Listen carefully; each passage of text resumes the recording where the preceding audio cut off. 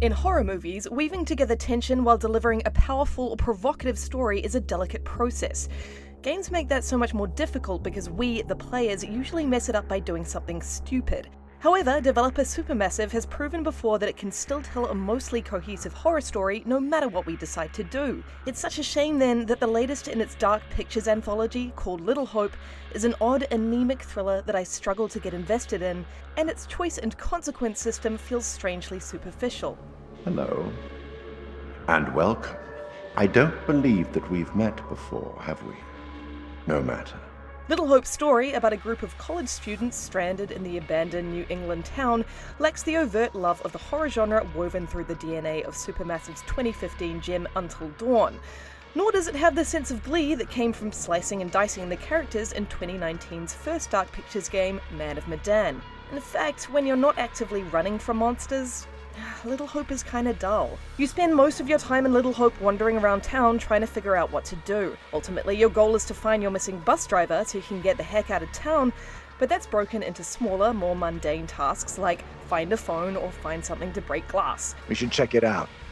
There could be a phone inside. The only thing to break up their misery is the occasional supernatural time jump to the past, where an ongoing storyline about the 1692 witch trials briefly distracts them. That approach can work if you've got personable characters to observe, but here they're just not a very interesting bunch. I've heard more than enough, thank you. Even when I try to choose dialogue or relationship options that might introduce more depth, what's here is wooden, and the actors delivering it feel divorced from the material and each other. I definitely saw someone.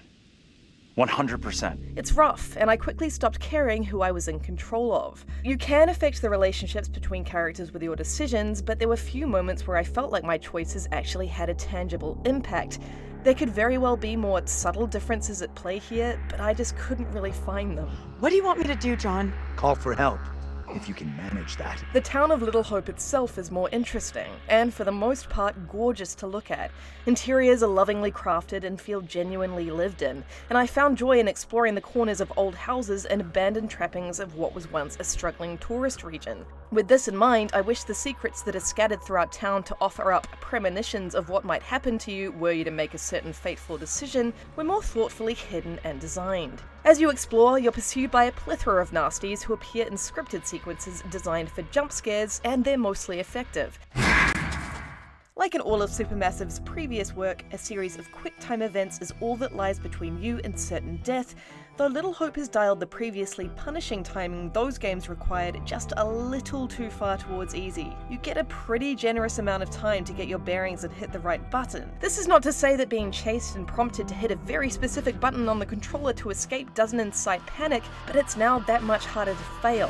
On my first playthrough, all of my characters survived even though I wasn't trying very hard to keep them alive. This would be understandable if I felt like my decision making had real impactful results elsewhere, but I didn't. Unlike Man of Medan or Until Dawn, I didn't experience any really significant divergence in the storyline throughout my two playthroughs, despite playing them about as differently as I could.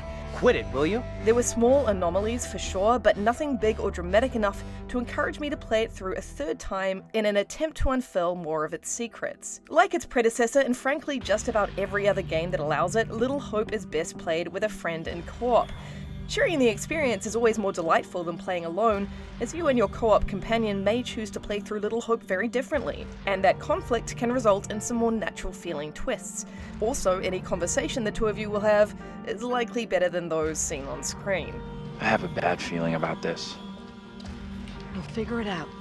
Little Hope tells a mostly one-note story with underdeveloped characters, and even a fun co-op mode can't inject enough life to fix that. There weren't enough meaningful consequences to the choices I made to inspire further digging into its box of tricks, which made additional playthroughs tough going, and the absurd amount of time you have to react to QuickTime events deprived me of any gory deaths. A gorgeous setting and some genuinely frantic monster sequences save it from being a complete disaster, but this still feels like a step backward from the heights of interactive horror stories. Hopefully, the next entry in the Dark Pictures anthology will have interesting characters with much more to say and do. Little Hope's predecessors have certainly proven Supermassive can deliver. For more on the Dark Pictures anthology Little Hope, stick right here at IGN. You have a funeral to attend. Off you go. Have fun.